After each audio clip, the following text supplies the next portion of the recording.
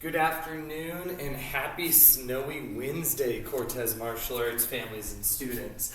Unfortunately, today our weather seems to have taken a turn for very snowy, and it's supposed to keep on going. So due to that, we've decided to call a snow day today. So what that means is we won't have normal classes today. And tomorrow, weather permitting, we will have normal classes. But for today, I wanted to record a quick video to remind your students what they can practice at home and give them a couple things to practice and a couple directions to do to make sure that they're still getting the most out of their Taekwondo training. So if you would please, make sure that your students do a little bit of practice tonight, make sure they do some training, make sure that they're understanding some of the material that they've been learning in class. So for those of you who are white and yellow belts tonight, I would really love for you all to practice a little bit of your stances at home. So specifically, that would mean your walking stance and your L stance. Now, for a walking stance, remember we want to be as wide as our shoulders with our feet, so as wide as my shoulders, and I want my stance to be 4 foot lengths long. So I'm going to go 1, 2, 3, 4. Now for a good walking stance, both my feet face forwards, my front knee's bent, my back knee's straight, and my shoulders are squared up with the direction I'm looking at, and my guard is up. So if students want to practice their walking stances on each side, what I would recommend and what I used to do back when I was a student is get yourself a snack, put the snack in front of you, hold a walking stance for 5 minutes on each side. So a walking stance here, 5 minutes, eat your snack. Switch sides, walking stance on this side, eat your snack for 5 minutes. Then go into the L stance and do the same thing. So for our L stance, a little bit different from our walking stance. Sometimes we call this our fighting stance. My feet make a capital L, and then I go 3 foot lengths long. So 1, 2, 3 foot lengths long, and I go about 2.5 centimeters, about an inch and a half wide. And my shoulders are going to face my body's natural direction, which is at about a 45 degree angle with my guard up looking straight ahead, with my knees bent and about 50% of my weight on either leg. So again, I'd recommend hold this for 5 minutes. Hold it on the other side for 5 minutes. Eat a snack, watch a show. I love watching the Olympics. The Olympics are going on right now. So watch some Olympics, get motivated watching some of the world's best athletes while you're eating a snack and training in your own sport at the same time. So whether you're a white belt or a yellow belt, I highly recommend doing this. And even for those of you who are higher ranks, even black belts, this is a great way to practice that anybody can do at home. If you've got enough room to take 2 or 3 steps, you've got enough room to practice your stances. Everybody, I would love tonight to please practice some slow kicks. Now, slow kicks, as you all know, are my favorite way to make us better martial artists. So what we do for our slow kicks is, if you are a white or a yellow belt, tonight let's just focus on the front kick. If you are a green stripe and above, let's focus on the front kick, the round kick, and the side kick. And then if you're getting into the higher ranks, call it blue belt and above, let's talk about the hook kick as well, okay? So I'm going to segment off and talk about these kicks individually. If you're a lower rank and you want to try what the higher ranks have to do, be my guest. You're more than welcome to. However, for your minimum requirement for tonight, we're going to aim for the front kick. So talking about the front kick and slow kicks, we always want to work perfect technique. If I have good technique, then my muscle mass, the power I put forward doesn't matter as much, because my technique is so proper. It gives me power, it gives me stability, it gives me balance, it gives me all that breaking power that I need. So proper technique beats muscle and strength all day, every day. So what we're going to do for a slow front kick is my kicking leg is going to be on the outside of the wall. So you're going to need a wall or something you can put your hand on for this to support yourself. So my kicking leg's on the outside of the wall. My opposite hand's going to be on the wall. This is here for my stability. Now for a front kick, for a slow front kick, I'm going to bring my kicking leg up to make my table, right? I want it nice and flat. I don't want to be all the way up here. I don't want to be down here. Nice and flat. I should be able to rest something on it without it falling off.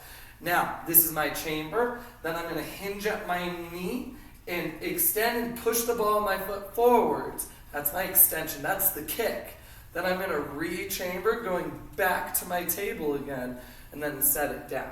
Now, when we do slow kicks, the name slow kicks means that we have to do it slow. So the slower I can do it, the more muscle I'm going to build, the more technique I'm going to build, the better habits I'm going to build. A slow kick doesn't mean that. A slow kick is slow. So please do 5 on each side. Okay, so if you're a white belt or a yellow belt, go ahead and do that. You can pause the video. Everybody else, make sure you do that as well. And then let's move on to the round kick. Now the round kick is very similar to a front kick. The main difference is I pivot the foot that's on the ground. When I pivot the foot that's on the ground, I change my axis of my kick. So a front kick, for instance, goes straight. A round kick comes around. And all that really changes is my pivot, which changes the direction my kick goes. So again, my supporting leg and the same arm are going to go up against the wall. Now, for a round kick, I have to pivot my foot.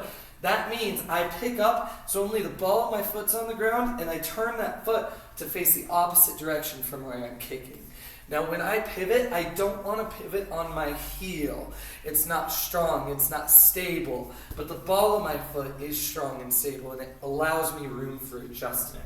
So I'm going to pick up on the ball of my foot, I'm going to turn my foot to face the wall, and then I'm going to come up and do my chamber. Now, a proper round kick chamber means that there's a line from my shoulder to my hip to my knee, and my knee's going to point at what I'm kicking.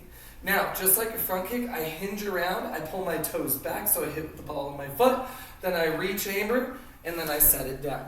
So again, please perform 5 of those slowly on each side. Pause the video and then restart it once you're ready. So next we're going to move into our side kicks. Now side kicks, again, remember those are what makes Taekwondo famous. This is what makes us such good martial artists, is our side kicks, but that makes it a hard kick. So when I'm doing my slow side kick, I have to remember that pivot that I used for my round kick. I still have to pivot. Remember, my pivot gives me stability, gives me strength, and it also stops me from breaking my ankle. And I promise you nobody wants to do that. So again, my supporting leg is going to turn towards the wall, same hand on the wall, and now my chamber is a little bit different. So I'm going to bring up my leg, and there's going to be a line from my shoulder to my hip to my heel, because my side kick hits with my heel instead of the ball of my foot.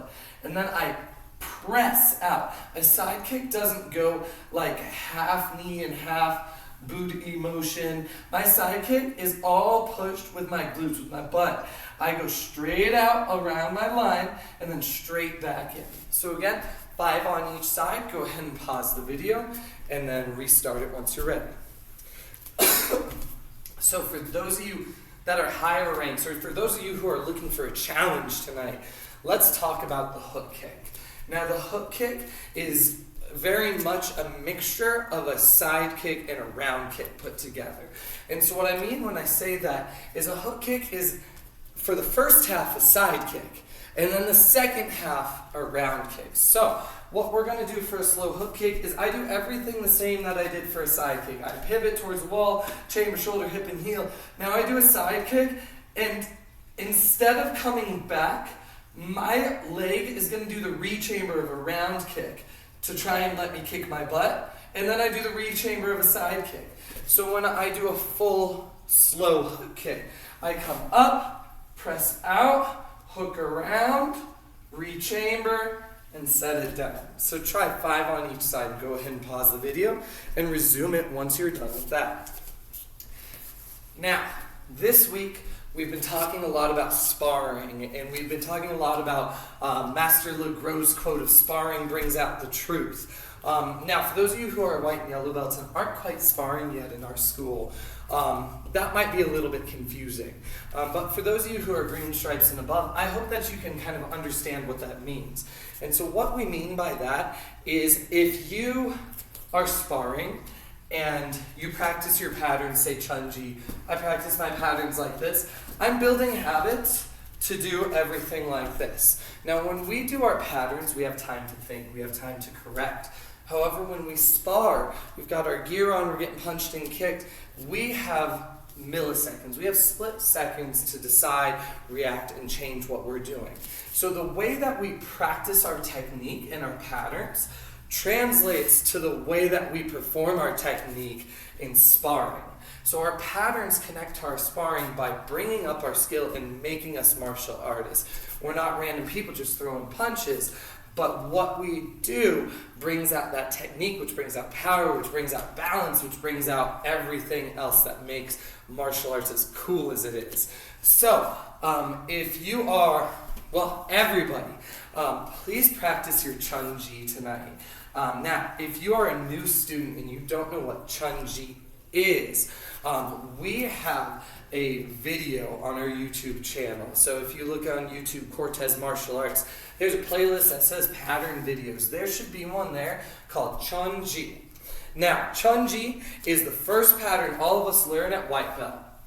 So if you don't know Chun Ji, use that video and try and learn a couple moves of it. You don't have to learn the full thing tonight. 4 to 6 moves. See how well you can handle that and see how well it goes.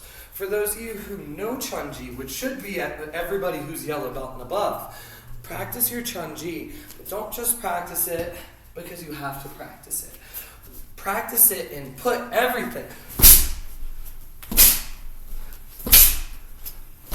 Put everything you can into it, because when you put everything you can into it, you're building up a habit, and that habit comes out when you don't have to think about it anymore.